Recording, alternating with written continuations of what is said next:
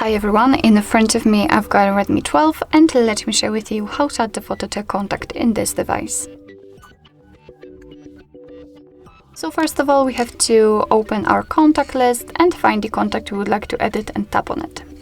Now let's tap on this edit icon and here tap on the circle, thanks to which we will be transferred to the 3 sections from which we can choose the picture basically. So here we've got some illustrations which are kind of defaultly installed on your device, so you can pick something from those options, which are pretty cool. Here we've got the Google Photos, which is basically your own gallery. And here in the device photos, we've got an additional option, so the camera, which simply means that after tapping on it, your device will open the camera app, and this is the best option to pick if you've got the person right in front of you and if you're able to catch a photo of him or her, or you can choose it from the gallery. So let me pick this option, of course, give all the permissions it needs, and wait, because as you can see, it will load a little bit longer. So let me pick maybe from the Google Photos, it will be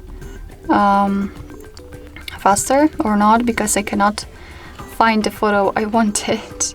Alright, finally.